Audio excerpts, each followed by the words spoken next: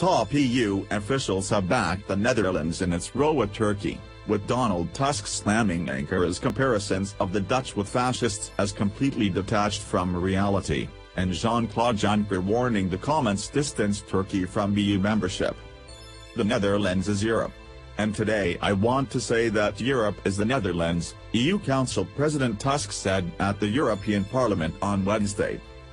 The Netherlands, a place of freedom and democracy, as, for sure, is Rotterdam, the city of Erasmus, brutally destroyed by the Nazis, which today has a mayor born in Morocco.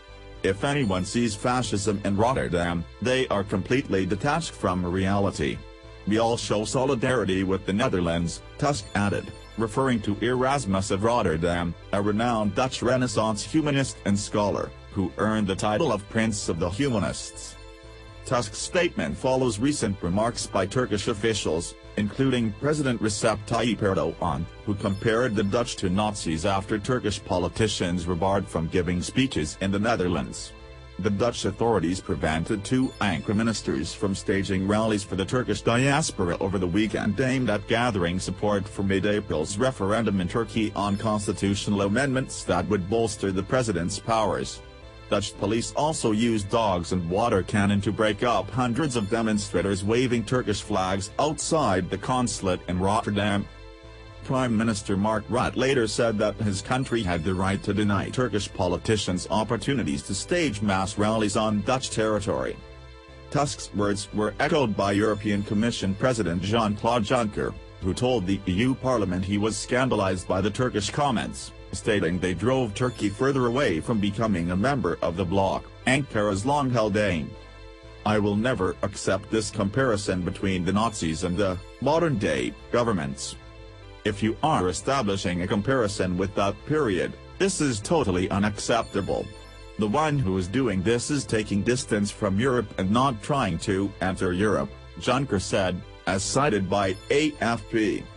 On Monday, Ankara banned the Dutch ambassador from entering Turkey, also halting diplomatic flights and suspending high-level government meetings. Erdogan also said Turkey will challenge the Netherlands' actions in the European Court of Human Rights. The Netherlands is not the only state to have prevented Turkish officials from holding referendum rallies. Germany, which is home to 1.5 million Turkish voters, cited safety concerns when a number of individual towns revoked public speech permits for Turkish politicians earlier this month. On Tuesday, the German state of Saarland introduced a ban on election campaigns on its soil by foreign officials.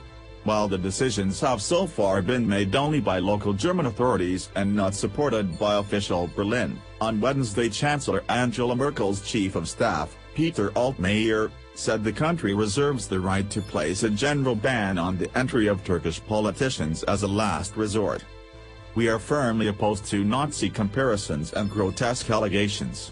Turkey always attaches great importance to the fact that its honor is not violated.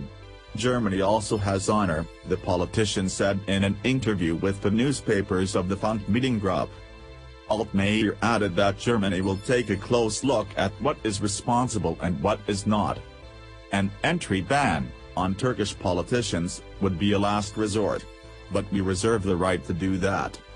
The upcoming Turkish referendum will focus on legislation that would enable the president to issue decrees, declare emergency rule, appoint ministers and state officials, as well as dissolve parliament, which critics say would completely remove the system of checks and balances.